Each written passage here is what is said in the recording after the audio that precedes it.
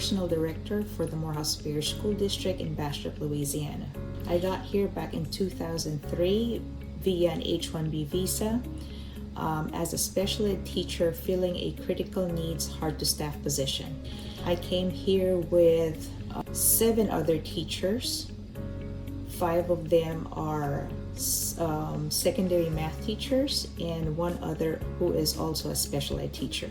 So after I was a teacher for 11 years, I was the special ed district coordinator, and after which I applied and was accepted as the personal director for the district in charge of the recruitment, the hiring of employees, as well as the recruitment and retention efforts of the district.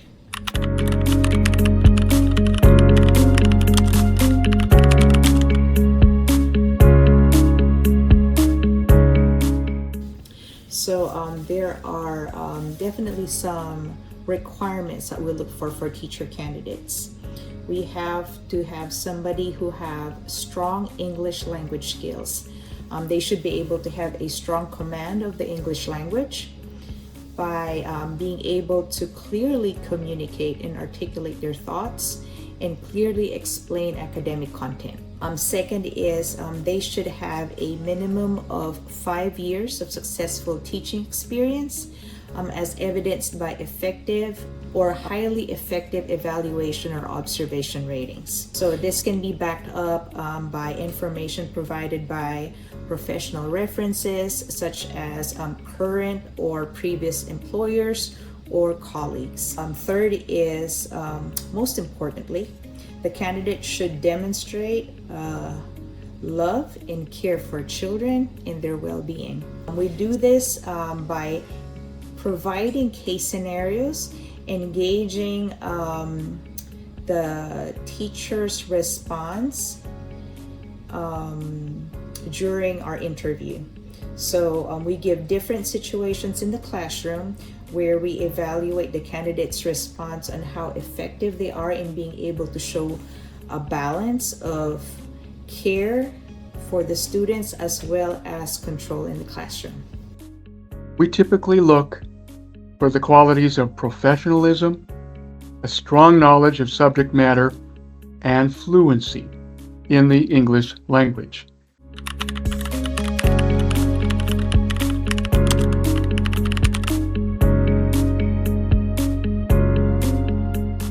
Teacher candidate should be able to adjust and adapt to the environment. This is demonstrated by the willingness and openness to learn the community's culture, beliefs, and practices. So this is achieved through their willingness to immerse themselves in the different experiences and the different people in the community. Second is someone who demonstrates versatility and flexibility. Somebody who is not quote unquote pihikan. We need individuals who are also assertive and confident, who are willing to try new things and not afraid to make mistakes and take risks. When you get here, there's going to be a lot of challenges. So this experience is not for the weak or faint of heart. So therefore, we are looking for individuals who are strong and steadfast and someone who has a strong will and purpose. I think some of the qualities that we determine if a teacher is a good fit is how well they interact with the fellow teachers in the school and how comfortable they are going to them and just asking them simple questions or attending the different events for the school. One of our teachers that has come over has been very good about attending the outside school events like games, community activities, things like that. So she's seen in the public and the kids get to see her and the parents and the other teachers. And I think that has made a real difference for how well she has fit in with her school. Yeah, I think we're also looking for someone who's got a good background of special education. I mean, knowing, how to write an IEP and instructional planning and how to supervise paraprofessionals and things like that. That's, very important tasks for our teachers. and being able to manage staff, our special education teachers are supervisors of paras, and so managing other adults along with managing classrooms.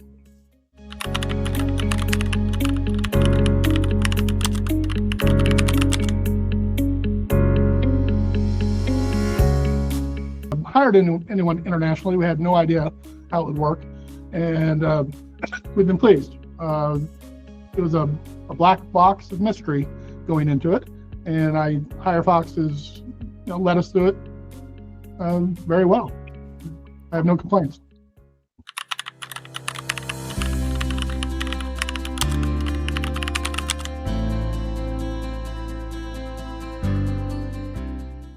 This all-encompassing mission has been impeded by the continued challenges of finding highly qualified teachers who are licensed in the subject matter where our district is experiencing shortages. Therefore, the district plans to continue hiring through J1 and H1B programs due to this continued shortage of local teacher candidates. We look forward to our continued partnership with HireFox Staffing Services to assist in finding qualified teachers for our school district. International teachers are highly qualified and often come with master's degrees, making them very attractive as potential candidates for our district.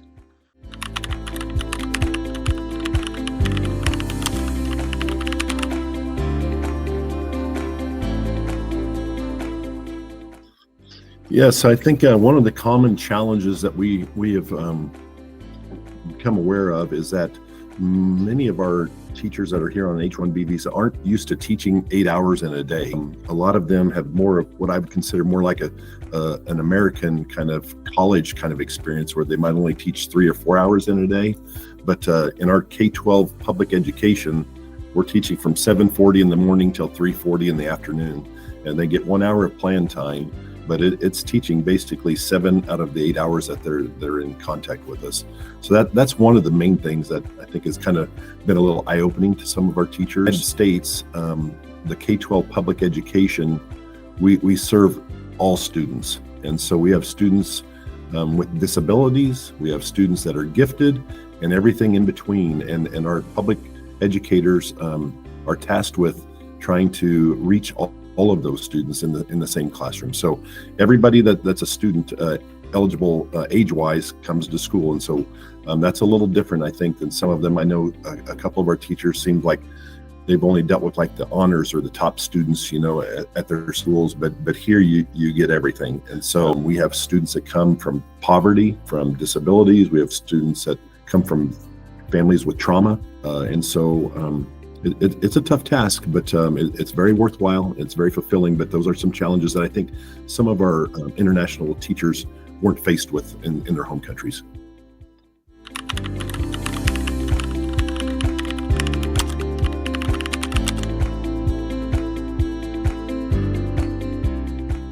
One of our teachers, she's just really kind of taken over the classroom, and the students have grown to respect her. And we've had some students in the past that have had behaviors, and we have seen very, very little of those behaviors this year. And I think a lot of it is the manner in which she responds to him. She's very quiet and soft-spoken and doesn't get riled up easily.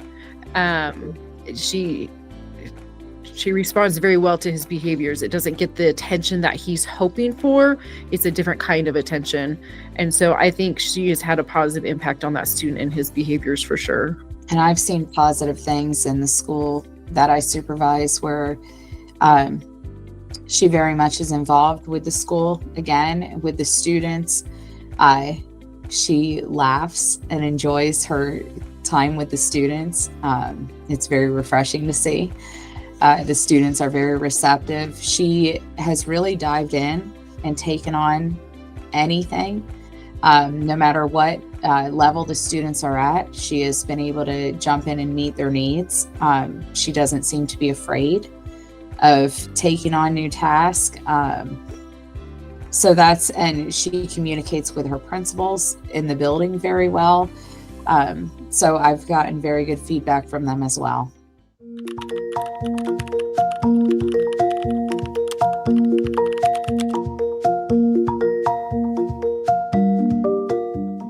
We seek professionals with proven ability to adapt to and demonstrate respect for the history, the culture, and the language of our American Indian students and their families.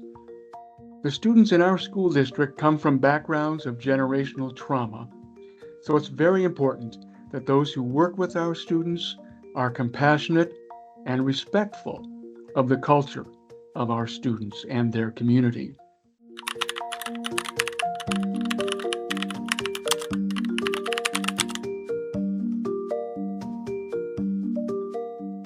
We want somebody to have that servant mentality, like we're here as a service to our community, right? And so we want to have a teacher who will build relationships with students, is kind, caring, understanding, patient, all those things that we need, because we know it's a challenging profession, but it's so rewarding if you have the right mentality going in, and those kind of characteristics. Be able to manage a classroom properly, with all those diverse kinds of issues within a classroom are challenging. And the other thing here too, in Southwest Kansas in particular, we have a lot of diversity, and so we're probably about 65 to 70% ESL population. So we have a lot of immigrants in from Mexico, Guatemala, Honduras, that their families are here working, and so being able to understand diverse cultures and having empathy towards all those kinds of things is very helpful. It's the same qualities that we're looking for with Indigenous teachers. Need to be all about education. They need to be, I call them education nerds. They need to be in it for all the right reasons. They need to really be in it to help the kids,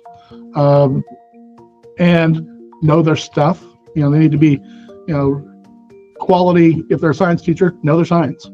If they're an elementary teacher, be well versed in the 4 solids that we have here in the United States. But first thing is, be good people who basically love kids, and that has to come through in the interview. Now, it is a challenge because we're obviously not in the Philippines for these interviews, and so my principals obviously did these interviews on screen, and we're very pleased with the people we interviewed. The whole slew of people we interviewed, and the people we ended up bringing on board, and so those qualities came through. But yeah, we're not going to bring people on who don't like kids. I don't care if they're from Kansas or from the Philippines. We're just not going to do that. But it's essential that we are confident that they really like kids, and then they're able to connect with kids. And then they need to know their stuff too. Their subject matter. Pedagogically, we want to make sure that they know how to teach.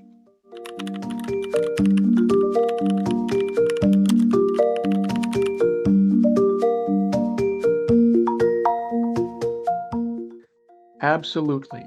We have noticed many long-term benefits, such as respectful relationships that our international teachers have cultivated between themselves and their students. In addition, the ability to be flexible and to create respectful, caring relationships with students and their families are values we place on all teacher candidates.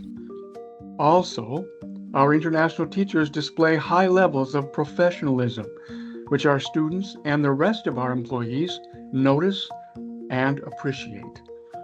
We encourage aspiring teachers to consider applying for work in the United States, and we welcome them here in Red Lake Schools.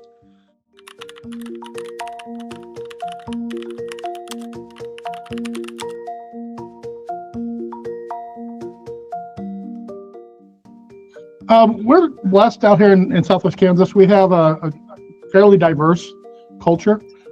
We have, besides Anglo-Saxons, we have Hispanics, and we have Africans, and we have Filipinos in Garden City. We're only about 6 miles from Garden City. So that's fit quite nicely into the diversity that already exists, but it's nice to have it in our actual school system as well. The majority of our teachers are, white Americans, and so it is nice to have some diversity as far as teachers go. So because we do have diverse students, it's nice to be able to, have the students see some nationalities of themselves, in the teaching ranks.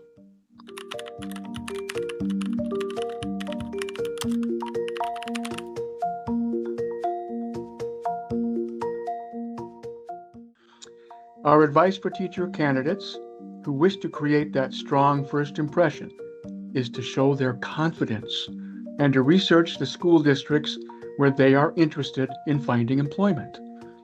Be sure to ask questions of your interviewers. After all, the interview experience is a two-way process where you are also interviewing school officials to determine if the school is the right fit for you. Asking questions shows initiative and demonstrates to those interviewing you that you have done some research on the school district, which in turn demonstrates your genuine interest in the district.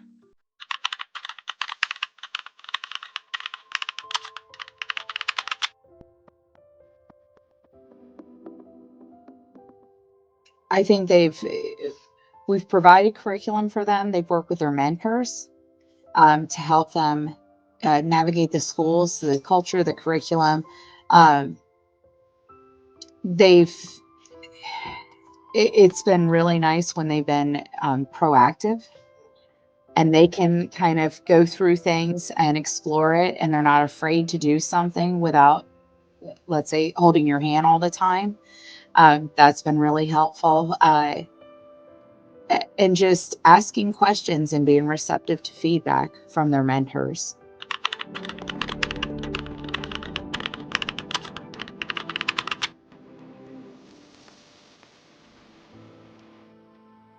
Perhaps the most important trait we expect from any teacher is the quality of being genuine, followed by a sincere interest in building respectful relationships with all students.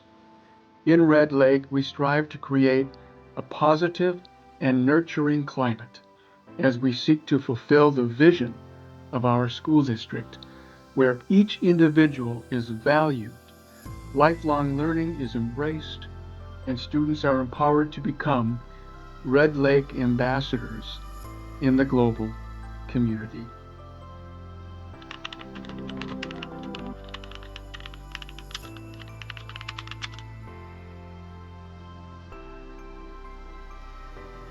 Yes, we do plan on continuing with the H-1B visa program. We currently have 3 teachers in our district that are on H-1B visas, and I've actually even been in contact with some of my colleagues in the area who have had trouble filling positions, and I've actually forwarded your contact information, Jackie, to them to help them try to fill some of their positions as well.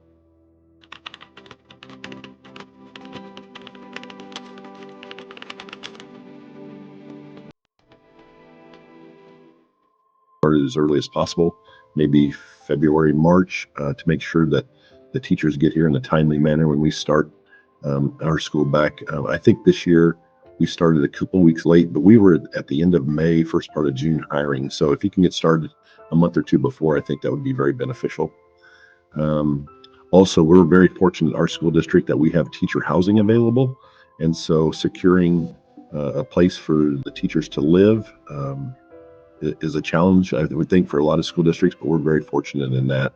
And for us, I think, having 3 H-1B visa teachers, and some bilingual teachers as well, helps kind of acclimate them to the country as well. So I think it's really important for the local community, the school community, and the greater educational community to help with the acclimation, the cultural acclimation, and also, the American education system is different from the Philippines education system.